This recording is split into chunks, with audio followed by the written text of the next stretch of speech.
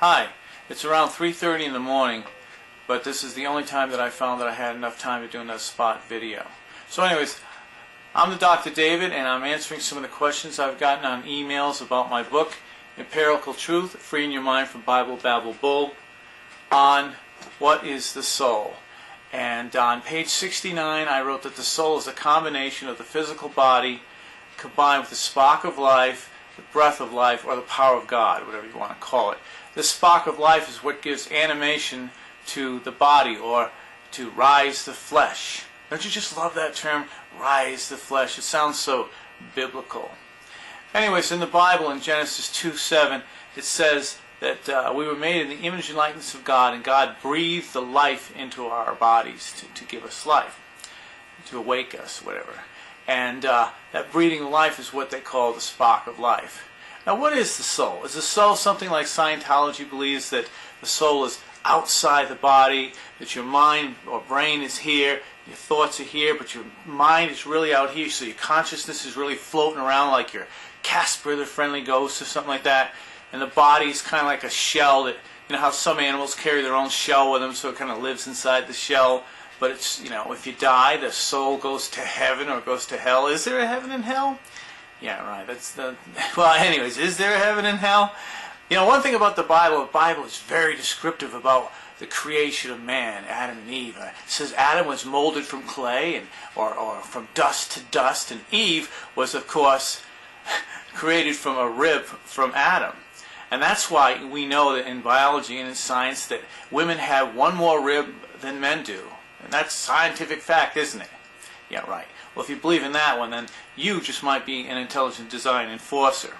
Anyways, I know that the Bible is real old, superstitious, but it's real old. People didn't know as much back then. But I think people could have at least understood if the Bible said something, that there is something called DNA, the double helix, the CGTA, polypeptides, amino acids. Well, maybe I'm getting too sidetracked, but at least it could have said that it was created out of very small particles or characteristics of organic matter, or something that sounds a little bit believable. Do you know that intelligent design enforcers actually state that the Bible is scientifically correct? Yeah, scientifically correct, all right. We're made from clay or dust to dust. Well, maybe we turn into dust a little bit when we're decaying in the coffin. You know, in Revelation it says that when you die, that you just sleep in the coffin. Well, I wouldn't call rotting away in a coffin sleeping, but it talks about the first and second resurrections, where one resurrection is all the good people, one resurrection is all the bad people, because the bad people are resurrected and then sent to hell. Boy, what a great reason to be resurrected. Anyways, it talks about when you're resurrected in a physical body. I don't know if that means all of a sudden all these decayed bodies are going to start coming back together with some organs and stuff like that, and blood and flesh, and then all of a sudden you're thinking again. But it does describe death as the soul doesn't go away somewhere, because you don't come back without a physical body.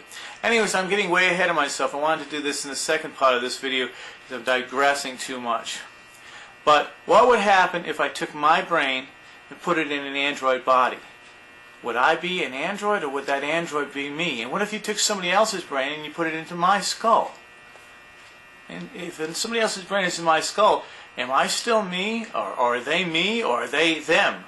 What is really consciousness? Where is the consciousness right? In the mind, you know, in the physical brain, or in the soul? What is the soul? The answer to that will be coming up next. We're back. We're discussing what is the soul. I guess the question is, does the soul know that it exists? Is the soul something that's floating around outside the body? Is the soul something that lives on immortal after death, like, again, Casper the Friendly Ghost? Or do you go to heaven, or do you go to eternal hellfire? I mean, to go to eternal hellfire, all you got to do is doubt the existence of God, or take the name of God in vain. It's unforgivable sin. I was watching this one pastor said, you know, if you disobey one of the 10 commandments, God says he doesn't know you and you go to hell. And he used the example of, what if you murdered someone? You'd go to hell. And I thought to myself, what if I took the Lord God's name in vain and said, God damn, oh, I just said it. You've broken one of the 10 commandments. I don't know you. You're going to forever eternity in hell. Well, anyways, does the soul go to hell? Does the soul do anything? Is there a soul? Well, what the hell's going on here? Little pun there. We've got a mind versus the soul. Where is your consciousness? Is it in the brain? Or it is in the soul floating around? Again, like Scientologists believe and a lot of other people believe. The brain holds all your memories. The brain holds all the abilities to have emotion, hatred, love, all comes from the brain. The brain has the ability of logic. If you don't have a memory, you don't have anything. Your genetics bring you basically what kind of person you are, but your social upbringing guides you or molds you a little bit left or right or whatever it's going to be. And so it's a combination of the two that makes you who you are. Again, if you take my brain out of my head, put it in another body, android preferably, I'm that android. I'm that android. That's me. The android, I'm not the android. I am David Sullivan, still me. Because everything is in my mind. Everything uses electrical chemical impulses which stems through its body and systemic pathways of the entire body. I want to move my hand, it moves. I want to move it. And even on a subconscious level, that's from the brain. It makes my heart beat. It makes my lungs breathe. All this comes from the mind. So everything shows in favor that consciousness is from the mind. If you were to damage your brain, you wouldn't even know you existed. So if there's a soul, that soul is just what? Static, kinetic electricity with no mind, no ability to know it even exists. You just go, whew, and it dissipates into the air.